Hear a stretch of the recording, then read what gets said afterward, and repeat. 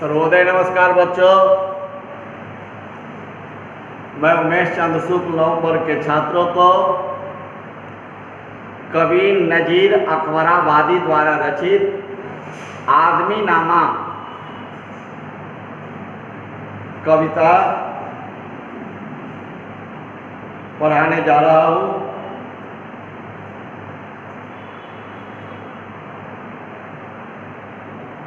उसे ध्यान से सुने। सबसे पहले हम नजीर अकबराबादी का परिचय जान लेते हैं। नजीर अकबराबादी का जन्म उत्तर प्रदेश के आगरा शहर में सन 1735 ईस्वी में हुआ था। उन्होंने आगरा के अरबी फारसी के मशहूर अदीबों से, विद्वानों से शिक्षा प्राप्त की। नजीर हिंदू त्योहारों में शामिल होकर उनका आनंद लेते थे। वे नज़में कहने के लिए मशहूर थे।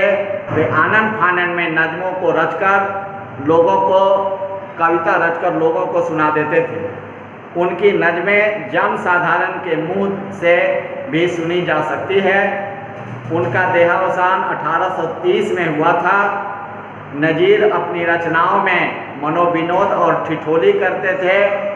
उनकी रचनाओं में मित्र की तरह सलाह मिलती है। उनकी रचनाओं में जीवन का उल्लास और जीवन की सच्चाई को उजागर किया गया है। अपनी नज्म आदमी नामा में कवि ने मनुष्य को उनकी असलियत बताते हुए उसे अच्छाइयों और सीमाओं और संभावनाओं से परिचय कराया है। कवि कहते हैं कि दुनिया में बादशाह है सो भी है आदमी, और मुफलिस व गदा है सो भी है आदमी। जरदार बेनवा है सो भी है आदमी, नियामत जो खा रहा है वह सो भी है आदमी। टुकड़े चबा रहा है सो भी है आदमी। कहते हैं कि दुनिया में जो राजा है, बादशाह है, वह भी आदमी है, और जो गरीब है, फकीर है, निर्धन है, वह भी आदमी ही है।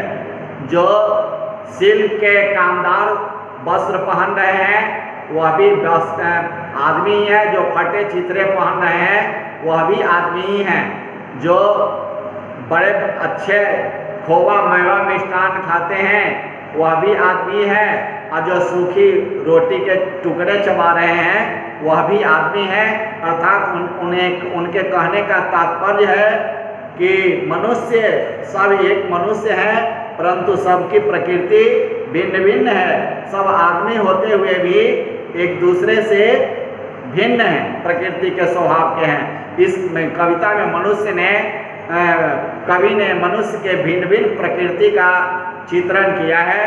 कहते हैं मस्जिद भी आदमी ने बनाई है या मियाँ, बनते हैं आदमी ही इमाम और खुतबा ख्वाह, पढ़ते हैं आदमी ही कुरान और नमाजिया, और आदमी ही उनकी चुराते हैं जूतियाँ, जो उनको तारता है सो भी है आदमी। कहते हैं कि मियाँ, हे मियाँ, जिस मस्जिद में तुम नमाज अदा करते हो, अल्लाह की बंदगी करते हो, उस मस्जिद को भी आदमी ने ही बनाया है। और मस्जिद में जो नमाज पढ़ने वाला और पढ़ाने वाला, कुरान शरीफ का अर्थ समझाने वाला है, देवदूत फरिश्ता नहीं, वह भी आदमी ही है। उस मस्जिद में नमाज पढ़ने वाले को जूतियाँ चुराने वाले भी आदमी ही हैं।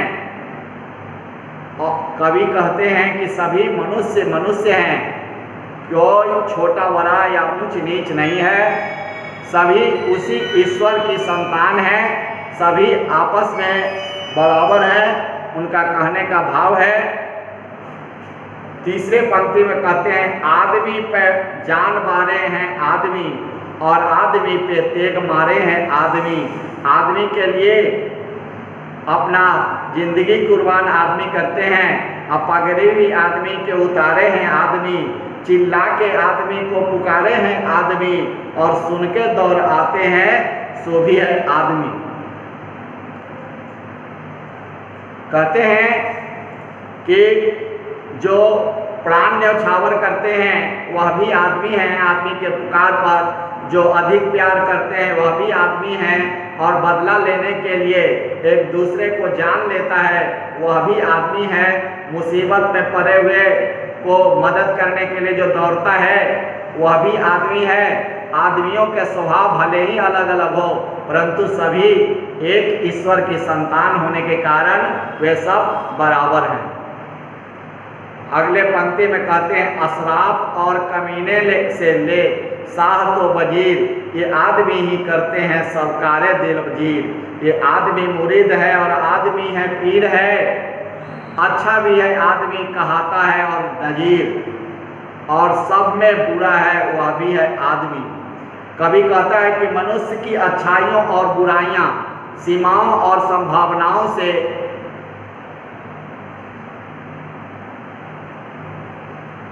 पड़े हैं, और सभी से परिचय कराते हुए कवि कहते हैं कि भला से भला भी आदमी है और बुरा से बुरा भी है वह भी आदमी है। शाह बादशाह राजा और वजीर मंत्री सब आदमी हैं, सबके रूप में काम करने वाले सब जितने हैं सब आदमी हैं। आदमी के अच्छे गुणों से प्रभावित होकर कोई तो उसका भक्त बन जाता है, और कोई अच्छा करने वाला धार्मिक उपदेश देने वाला पीर बन गया, और वे भी आदमी ही है। अच्छा कार्य करने वाला आदमी समाज में मिसाल उदाहरण आदर्श बन जाता है, तो उससे बुरा करने वाला व्यक्ति भी आदमी ही है। सभी अंततः आदमी हैं, जो कि अपने गुणों और कार्यों के कारण अलग अलग नामों से जाने जाते हैं। आदमी के भिन्न भिन्न रूप होते हैं। बच्चों, इस कविता में यही बताया गया है। आप इस कविता के प्रश्नोत्तर को अपने अभ्यास पुस्तिका में आपने लिखा होगा, उसको याद करेंगे। धन्यवाद बच्चों, आज इतना ही।